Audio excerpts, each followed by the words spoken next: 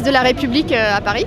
Et on est là pour la 5e marche pour la fermeture des abattoirs, organisée par l'association L214, qui revendique la prise en considération des intérêts des animaux en tant qu'êtres sensibles, et notamment des animaux que nous massacrons par millions tous les jours dans les abattoirs. Ce qui me choque, c'est la pratique de l'abattage actuellement, tout simplement. Et moi, je crois qu'aujourd'hui, il y a une prise de conscience de plus en plus importante des gens que manger de la viande pose un problème.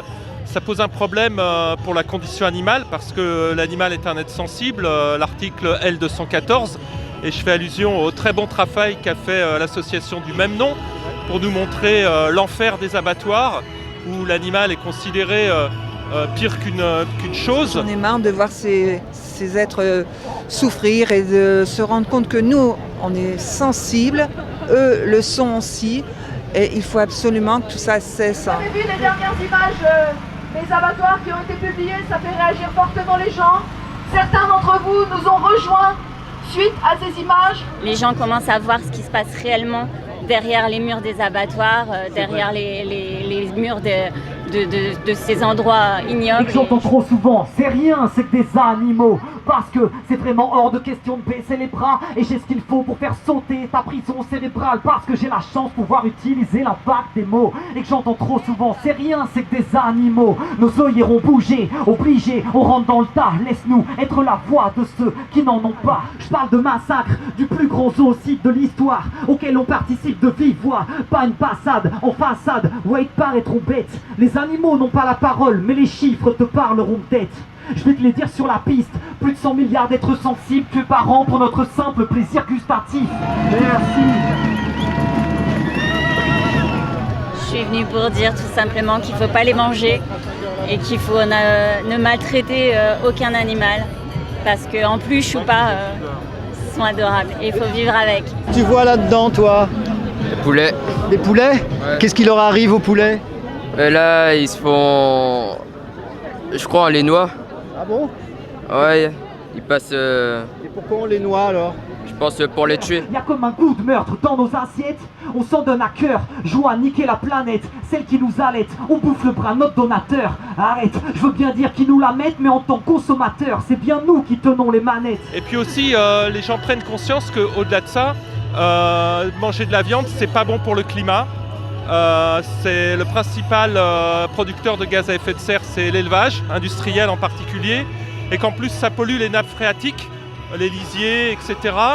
Ça pollue, c'est les algues vertes en Bretagne, là pour spécifiquement l'élevage de porc. Parce qu'aujourd'hui on peut se nourrir autrement, hein, c'est pas nécessaire de tuer des milliards d'animaux à travers la planète. Si on commence à s'intéresser à la cuisine végétalienne, c'est tout aussi goûtu, tout aussi fort, tout aussi varié, meilleur pour la santé. Et puis en plus, on s'aperçoit que c'est pas bon pour la santé.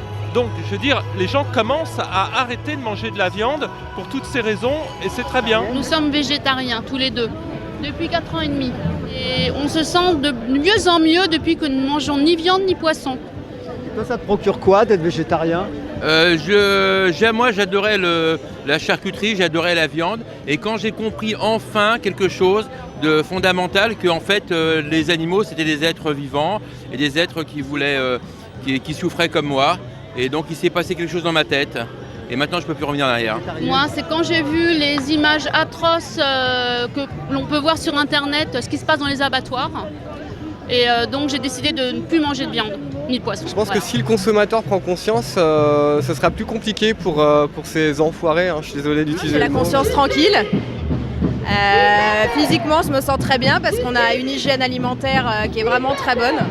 Donc je suis en forme, je fais du sport, je fais plein de choses et je vais très bien. Tandis que les poissons agonisent longuement dans les filets ou sur le pont des bateaux. Quelle que soit la méthode, les animaux sont tués contre leur gré, souvent dans de grandes souffrances, conscients du danger qui les menace, terrifiés par ce qui leur arrive. Nous mettrons ensemble fin à une ère d'injustice envers les animaux, parce que c'est possible, parce que c'est logique, parce que c'est juste de le faire. Ce monde est déjà en marche. Grâce à vous.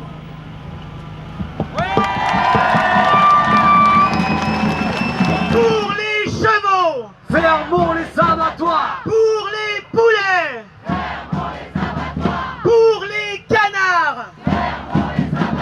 Et l'intérêt de tout ça, c'est que le bio, comme le végétarisme, l'antispécisme, ça permet de repenser notre rapport à l'autre, de repenser la façon dont on est organisé dans la société, et ça permet aux gens de progresser. Parce que le sang qui coule dans nos veines, être humain, c'est le même que celui qui coule dans les veines des animaux.